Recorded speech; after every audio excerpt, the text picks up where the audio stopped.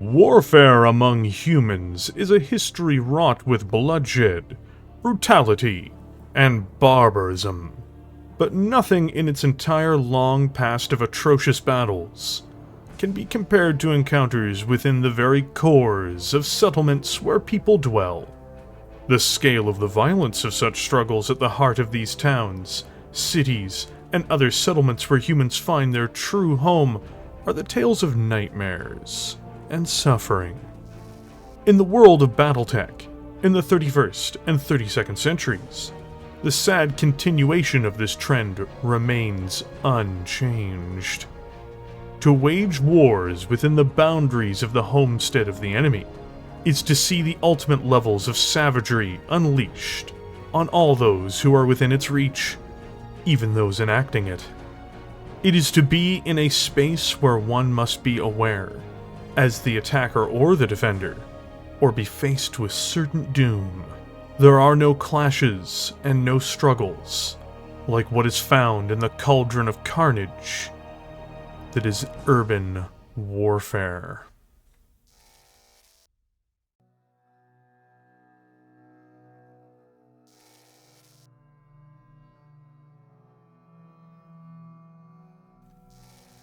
The earliest known settlement that can be described as a city was a place named Katal, which was founded in southern Anatolia sometime around 7400 BCE.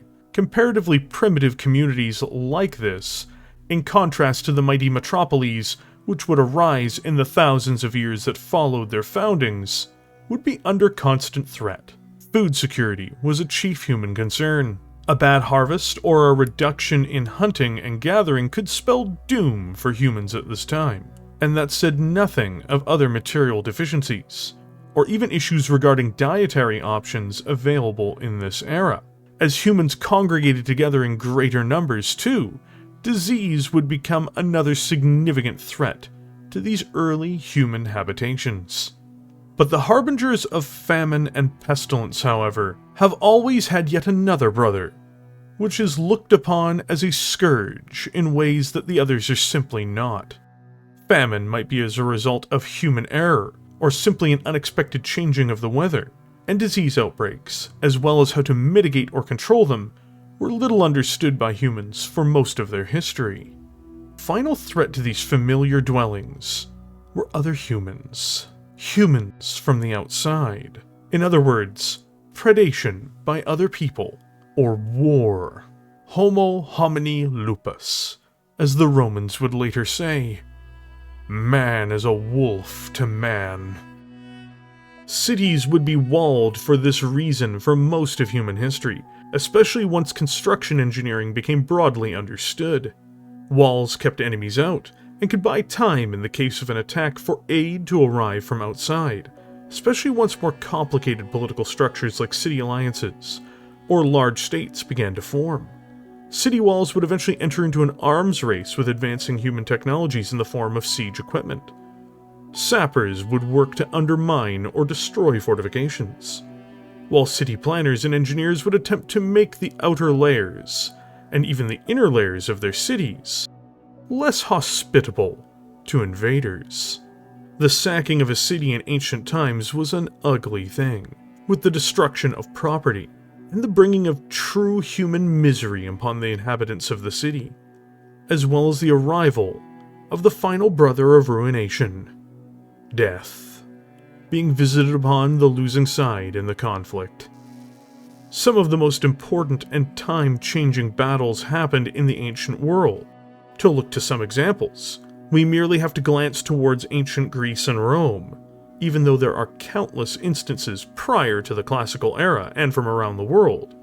These are illustrations with familiarity and ease for us to go over. Alexander the Great destroyed many great cities, including the legendary city-state of Thebes, as well as ransacking and razing a marvelous example of an ancient city, the capital of the Persian Empire, Persepolis. The destruction of these and others, at the time, living monuments to human history, was brutal, with the people within them suffering greatly, and seeing their homes, and the homes of their ancestors, annihilated, with the failure of their armies to protect them. The Romans were little different in their treatment of the Mediterranean on a large scale, but perhaps they are most well known for their clashes with their ancient rival, Carthage. Over the course of 3 bloody and horrifying wars, the Romans would gradually push back their Punic enemies, which resulted finally in the wholesale destruction of the city of Carthago, in one of the grisliest examples of humanity's worst nature at the time. But not every battle that ends up at the gates of a city, or within it, ends in such tragedies. Many times, in this ancient era of young cities, of a less mature humanity, the defenders would hold on to their homes. In my mind's eye, perhaps one of the greatest twists of history comes in the dying days of Laconia's influence in the Greek world. The age of the Spartans had seemingly passed. With their insular nature and decline after their defeat at the hands of the Thebians, the Spartans were hardly even a regional influence any longer in the Hellenic world. The Kingdom of Epirus, under King Pyrrhus, after its setbacks in Magna Graecia, in the south of Italy, was now on the march inside of Greece in order to achieve a strategic victory, and to assert itself as the regional hegemon. This was to achieve the long-term goals of its exceptionally talented and dangerous king, which was to expand his influence in order to become a great power. Pyrrhus would march on Sparta while most of its army was away. After a series of other successes in the region, his soldiers were left to fight old men, young boys, and the women of the city, in what was supposed to be a simple conquest. The fighting would be surprisingly desperate over the course of several days.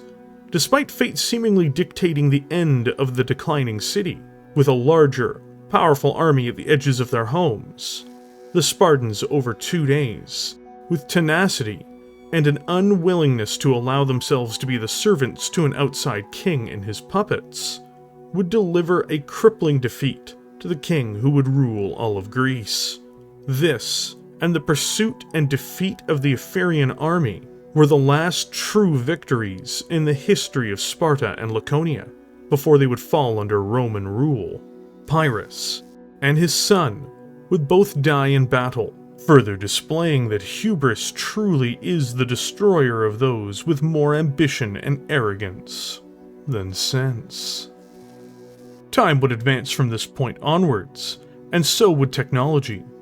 Into the later Roman era, and afterwards the medieval era, new and devastating destructive capabilities were learned.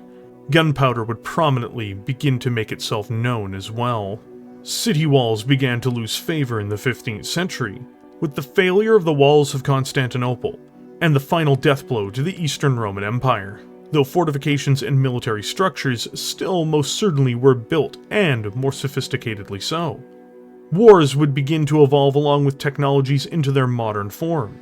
Cities were sacked or razed with time, but walls declined as gunpowder became king, at least inside of the Eurasian continent. Fighting became less of an occurrence directly in the streets of the cities of man.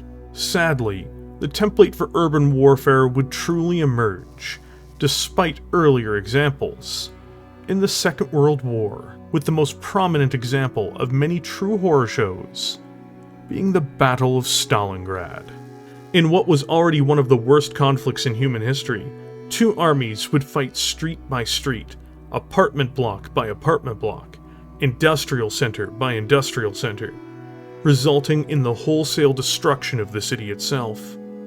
In the rubble and ruin, or even where streets may still be somewhat intact, death lurked behind every corner. Tanks which became involved could do little to truly help infantry beyond acting as fire support, and themselves were constantly in danger of being assaulted and destroyed. This battle space was an area dominated by infantry, rifles, machine guns, grenades, artillery, and raw courage. It is estimated in terms of dead on the battlefield, between both sides.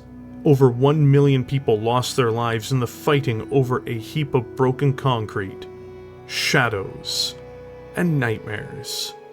This is not only the template for what industrial warfare would look like, it is a template for what urban warfare, regardless of the severity of it, would look like into the future. Other battles would be waged over the Second World War on all fronts that resembled this hellscape, but the one that echoes the most throughout the history of the world since its conclusion is this one. And worse for humanity, the rider on the red horse would remain with us, across the globe, and into the stars.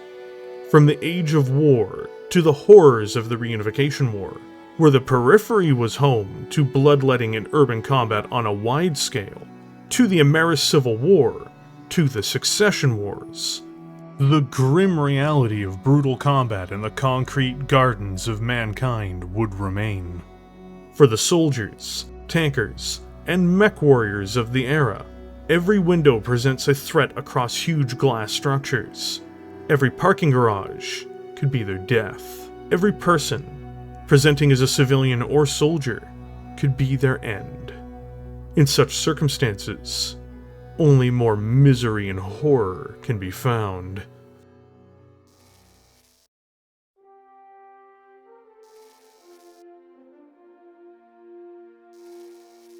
After the fevered nightmare that was the Ameris coup, and the nuclear weapons and warship-laden horrors of the First and Second Succession Wars, conflicts would gradually reduce in scale, resulting in the long, grueling torment of the Third Succession War, as well as the violent and intense conflict of the Fourth Succession War.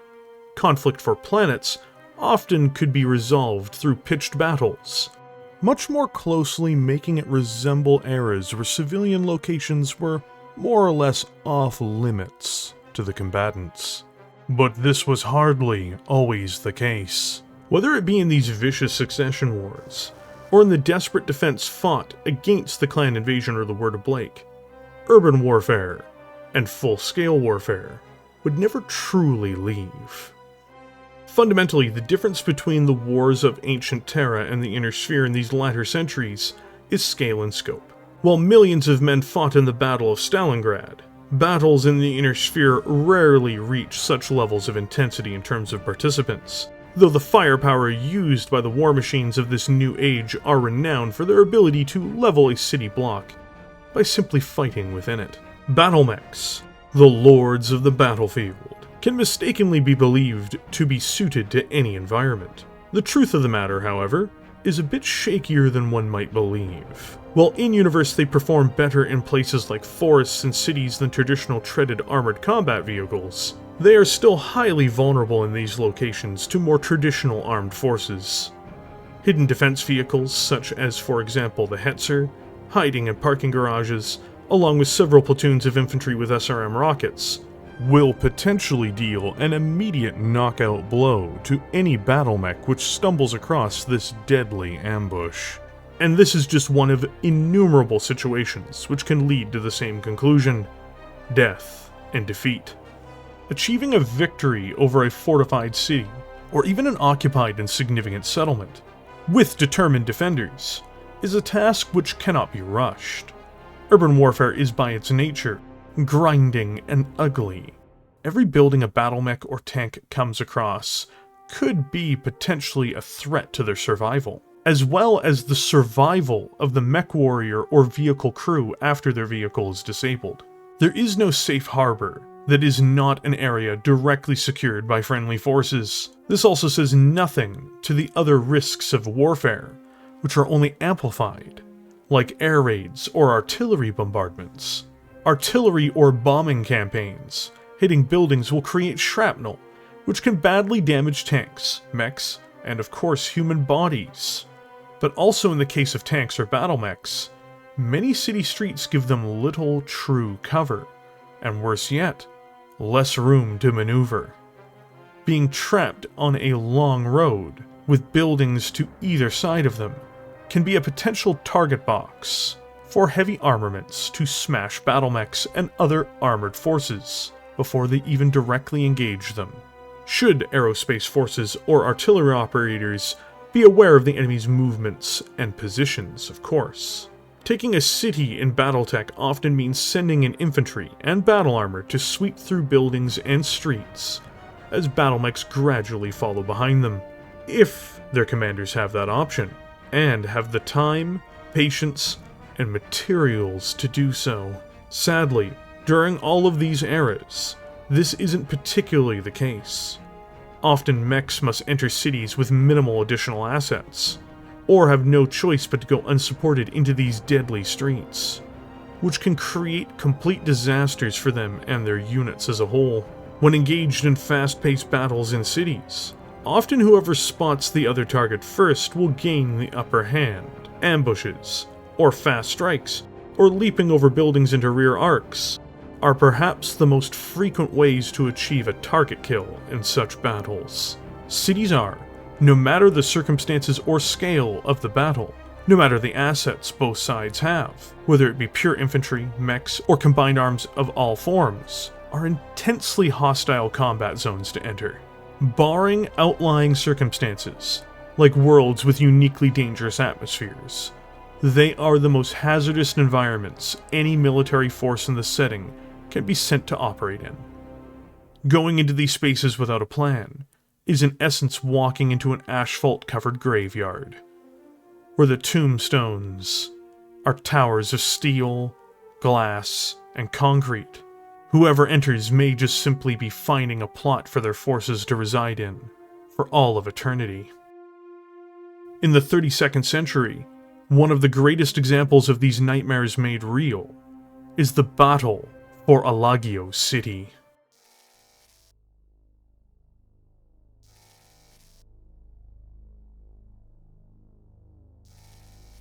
Betraying the Wolf's Dragoons on the surface of Terra would have major consequences for the Ilclan and the Wolf Empire which had given it life. The Dragoons would recover from their humiliation at the hands of Alaric Ward, with Colonel Hack Kincaid taking command of the unit after having the previous leadership of the unit tried and executed for their role in sending the Dragoons to the slaughter. The Colonel would declare war on the Wolf Empire, taking contracts with the provinces of the Free Worlds League and liberating several planets, before enacting their own plot to strike at the heart of the Empire, on its capital world of Guyena. The Dragoons Zeta Battalion, led by Major Haya Tatsuhara, would lead the forces of this heavily armed incursion against the Wolf Empire. For their part, the Wolves were led by Star Colonel Othar, as well as his lieutenant, the Rystar Star Captain Radu, and the veteran Star Colonel Joseph.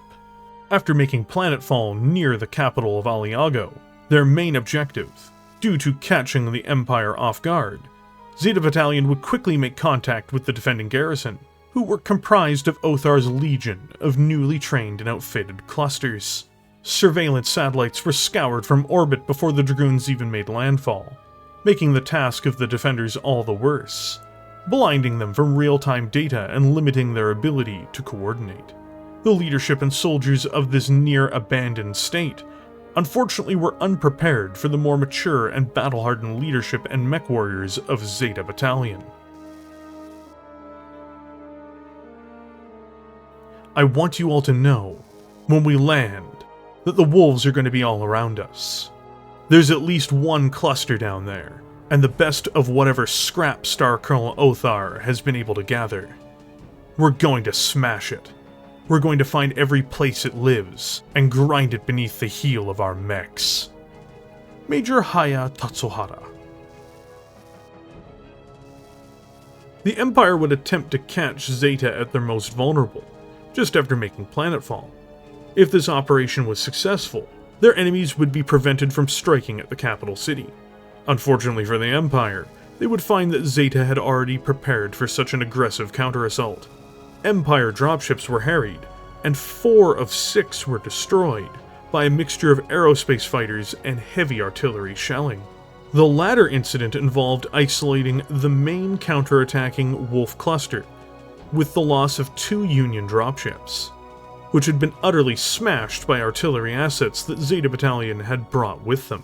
Ground forces suffered severely before they even truly encountered the enemy as well. Elements of the Wolf cluster would then, in a weakened state, be forced to confront an entire battalion of heavily gunned, heavily upgraded assault mechs, with all too predictable results. The Guardians of the planet were in a mixed weight formation, with multiple mediums, lights, and heavies, and these were absolutely smashed by the massive, heavily gunned forces that engaged them on the outskirts of the city. 5 days after their initial landing, Star Colonel Joseph, who had led his soldiers to try to overwhelm the attackers in the opening stage, would be killed in action on the outskirts of Alliago City, as the engagement spilled into the urban environment the wolves had hoped to keep out of enemy hands. The fighting was hard as the Wolf Dragoons pushed their opposition into the very heart of the Wolf Empire, but their machines were heavier and more heavily gunned than their beleaguered clan adversaries. The mercenary pilots were superior as well, having more battlefield experience, and perhaps even better training in such a prestigious unit with such expensive assets. The Dragoons would even lay claim to air superiority, and used it to coordinate their efforts as they made way towards the objectives in the center of the city. Zeta's companies would, with air surveillance, make advancements into the capital, but would move and strike only when they had artillery cover, which flushed out the local defenders and forced them into direct confrontation with the imposing, heavily gunned assault mechs. The fighting had been fierce. Buildings were shattered everywhere the fighting spread, and nothing could be done to help anyone locally until the fighting was cleared.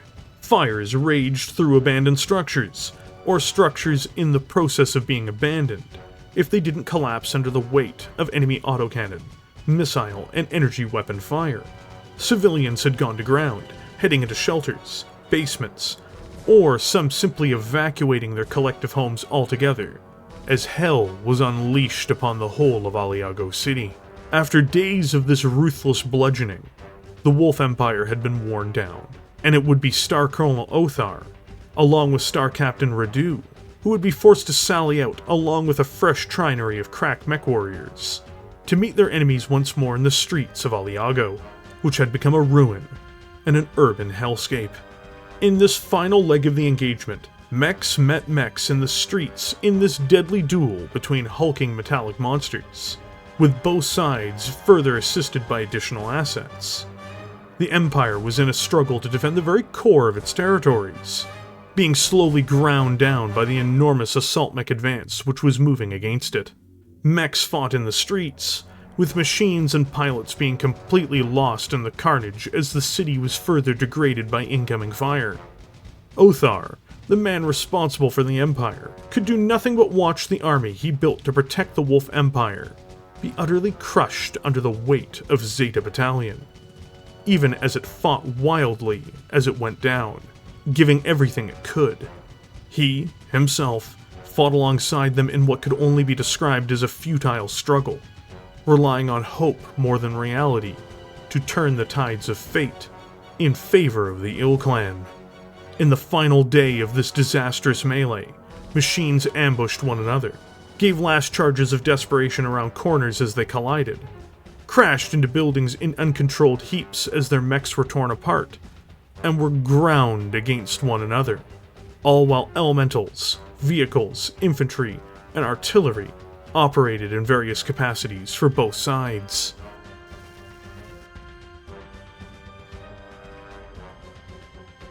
We should have abandoned the city, gone mobile, as Camilla did, and they never could have caught us. Star Colonel Othar of the Wolf Empire. The urge to defend the capital had forced the wolves into the teeth of the Dragoons' heaviest formation, and its artillery and air power.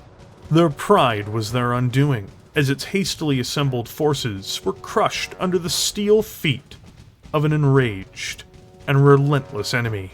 Othar's Blood Reaper would be destroyed in the climax of the battle after downing one of the Zeta Battalion's assault mechs. What was left of his forces would withdraw, as the Dragoons launched their plan to raid the capital for its Sibcos. More specifically, to raid it for the genetic offspring of the Ilclan himself. When they left, Othar seemed to no longer care. The city had been smashed.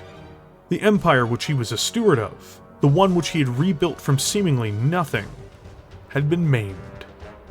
The Battle of Alliago City, in the vicious bloodletting that it was, had displayed the Empire to be nothing more than a shell, and one which, when punctured, simply shattered. It was no longer the capital of the Wolf Empire. It became its gravesite.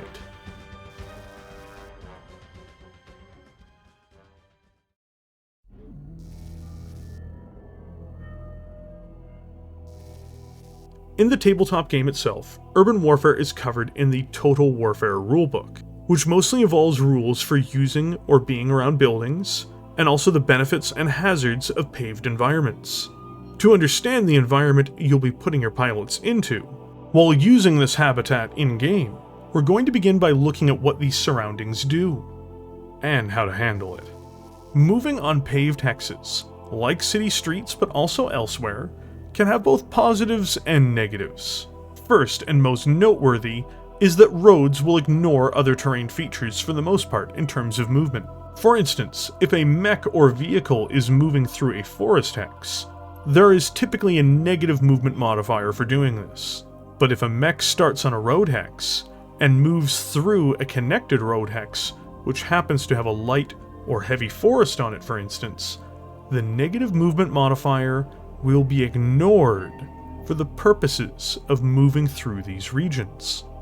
The negative modifiers do still apply if one walks onto the hex first, without being on a street piece themselves, but will again further benefit from not being penalized for further movement actions from this point onwards, so long as they're following the road.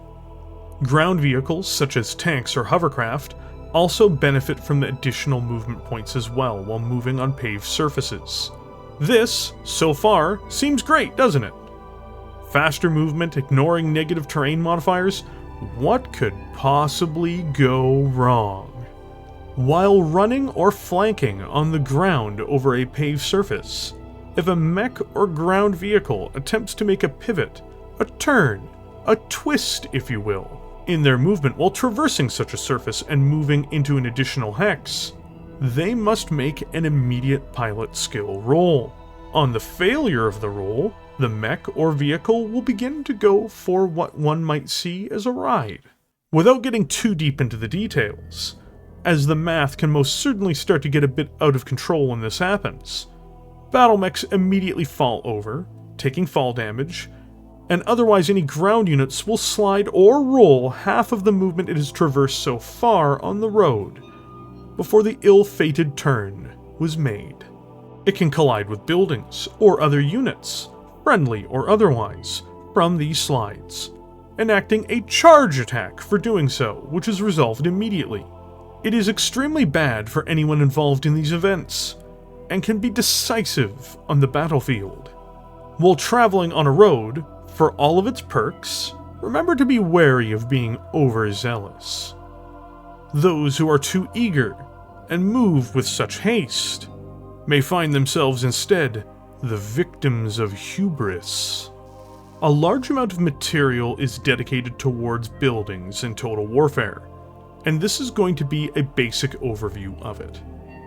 Buildings and bridges have something called a construction factor, which determines how heavily constructed they are. These typically fall into 4 categories within this system, which are light, medium, heavy, and hardened structures. Each of these define not only how many structure points it has to take from incoming fire, but also how much weight the structure can handle without collapsing. In addition to this, they determine how hard it is for a mech to move through them in terms of both piloting checks and additional movement modifiers.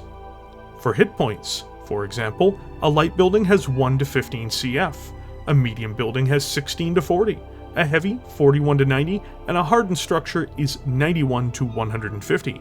In essence, when not decided prior, always assume buildings are at the maximum CF for the type that they are, and if unspecified, assume that they are medium buildings. If moving through a building and failing a piloting skill check, the vehicle which made the move action will take 1/10 of the value of the current CF level in damage, meaning if an Atlas stormed through a building hex with a CF of 40 and botched its movement check, it will take 4 damage.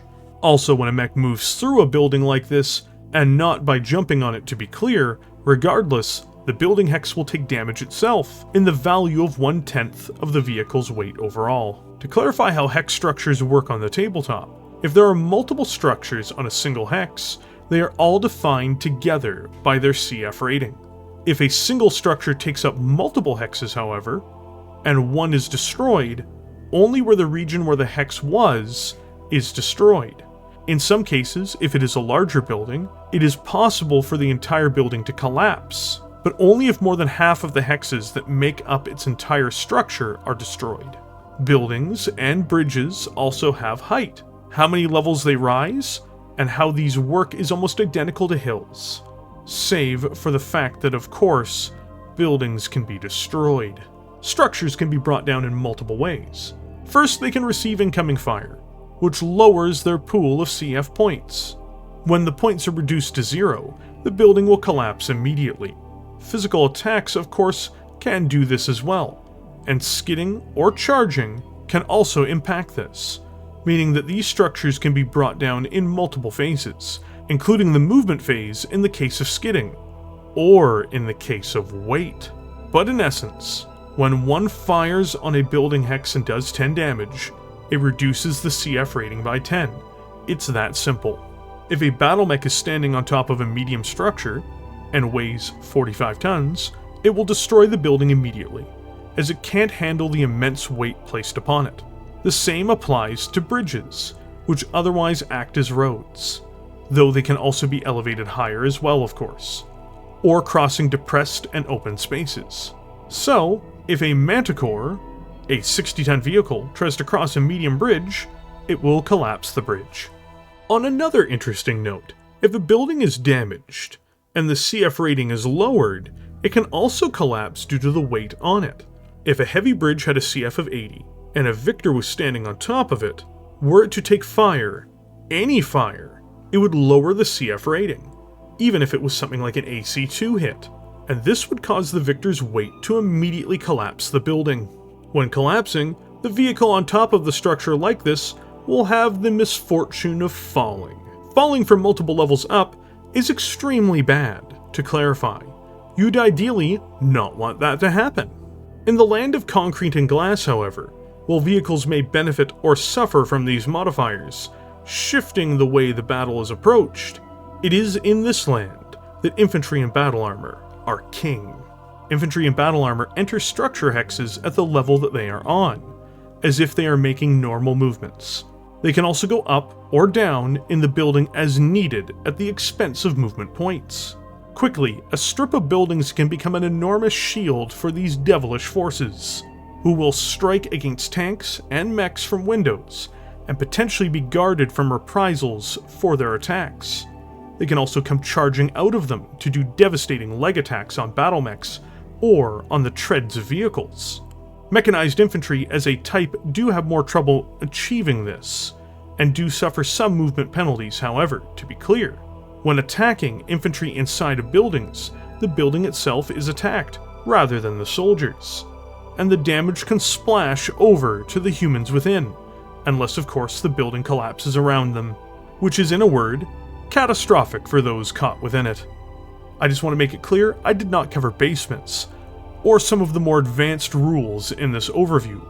By the way, basements are terrifying. When you check out Total Warfare, you'll see what I mean.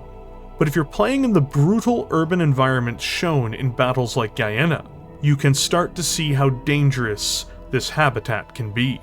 For the full rules, you want to check out the Total Warfare rulebook by Catalyst Game Labs, as mentioned prior.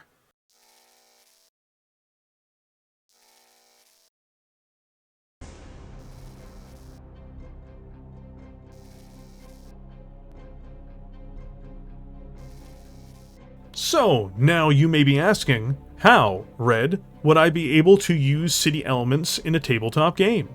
The traditional way to do this is to either have it pre-printed on the map sheets involved, or using paper or cardboard tokens to describe the ruins or special buildings on the map.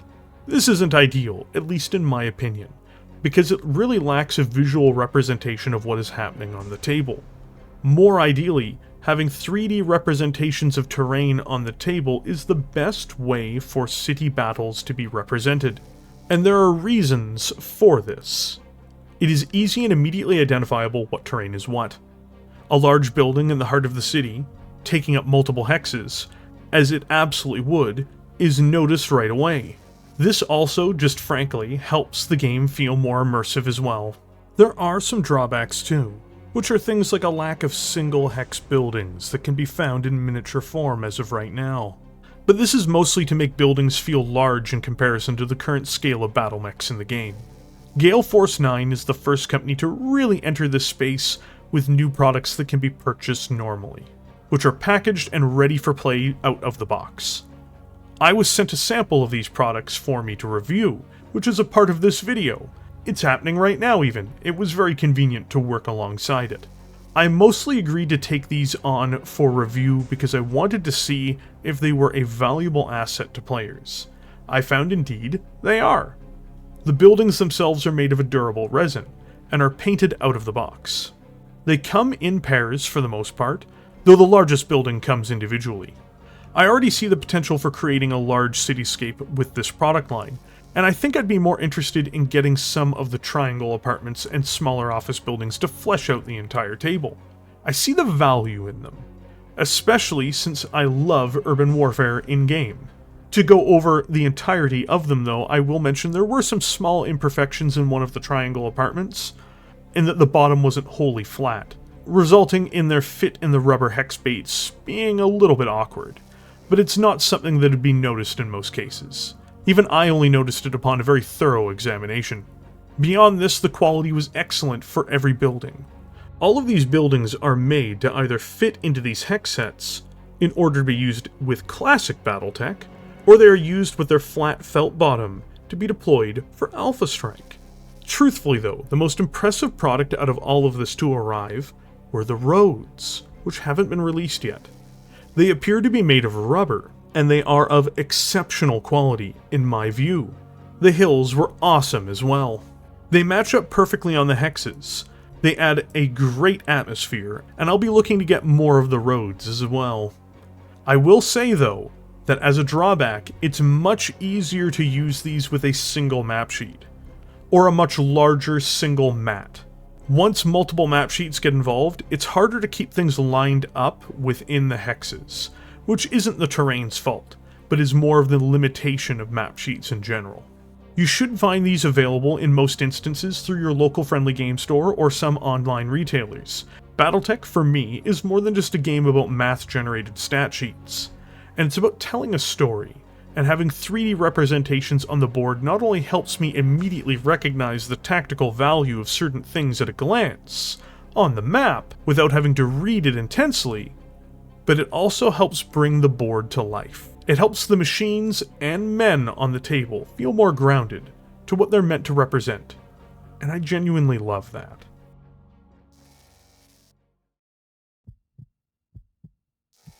Urban warfare has been a major element of conflict going back to the very beginning of human civilization as we know it.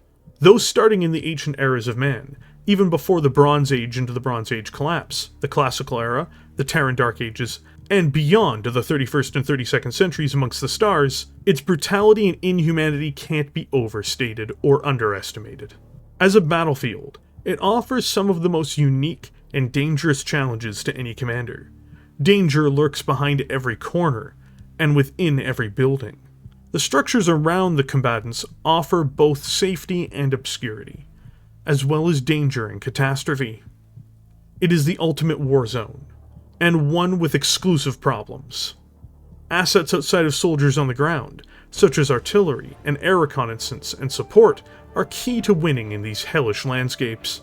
Often, it will be those who are the most determined, the most unwilling to break, and unwavering in their boldness to find victory, who will stand tall at the end of such nightmarish engagements. Whether it be the barbarians standing atop the Pantheon and Colosseum in Rome, the allies of the Second World War marching through the streets of Paris, the liberation of Unity City by the SLDF, or the dragon perching itself atop the capital city of New Avalon of the Federated Suns, the victors were not only better equipped and prepared for their victories in these hellish war zones, they were more willing to endure the ordeal which these engagements were. War is hell. War in a city finds a place even worse than that. A place where soldiers' souls go, and a part never returns. It is the Red Horseman's ultimate gift to his brother on a white steed. The street is no longer measured by meters, but by corpses. Stalingrad is no longer a town. By day, it is an enormous cloud of burning, blinding smoke. It is a vast furnace, lit by the reflection of the flames. And when the night arrives, one of those scorching, howling, bleeding nights, the dogs plunge into the Volga and swim desperately to gain the other bank. The nights of Stalingrad are a terror for them. Animals flee this hell. The hardest of stones cannot bear it for long. Only men endure.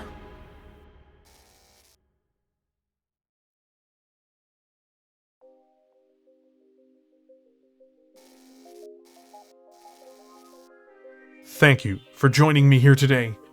Well, that was a fun video. It's only run 2 weeks behind because of all the problems that led to me delaying the Executioner video. So, you may be wondering what inspired this video. Well, I'd wanted to do something vaguely like this for a while, and the opportunity came up thanks to Gale Force 9. Now, as a disclaimer, I was reached out to by Gale Force 9 regarding their new product line, as mentioned in the video prior, and they wanted to see if I had some use to use these to display with battle mechs or in a video. I didn't immediately jump at the opportunity. I love the product line, but there just wasn't much I felt I could do to display its functionality in video. I let them know I would get back to them if I could think of a solid idea of how to actually talk about the terrain. While they did send these to me, to be clear, I have donated the total value, which I can currently approximate to the product they sent me, to the BC SPCA. The reason I do this, and I also did this for the Battletech Essentials review, is because I think these products should be reviewed honestly, and displayed honestly, and I should approach them with the idea in mind that even if they have been sent to me, I have paid out their value somewhere if I've agreed to do a review of them. I really do hate virtue signaling by doing this, but I think it's important to be open and transparent with you, the audience. Whenever I cover products, especially products that have been sent to me, accountability is important.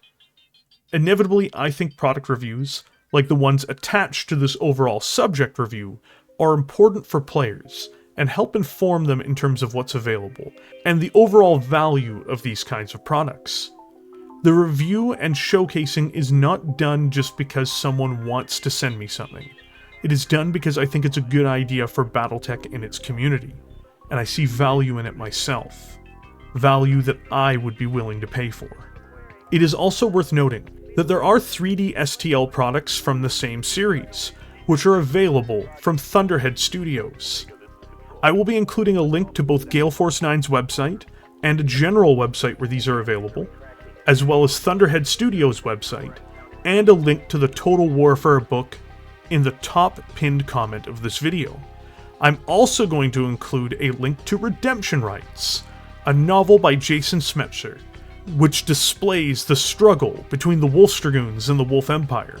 It's a great read, and I think it's also a great introduction to the Ilclan era. So, I wanted to give a big thank you to Gale Force 9 for sending these over to me. They are great products, and I think that they're a great piece for players. No painting required.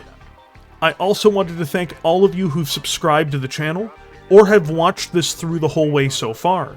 I hope you enjoyed all of this video, and as per usual, if you did, don't forget to hit the thumbs up and subscribe. Finally, a huge thank you to all of the channel members.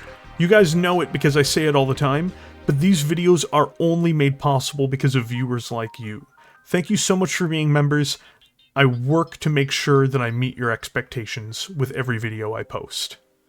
Are you wishing to experience the depths of urban warfare? Let me know what you think in the comments section below, because I will catch all of you there.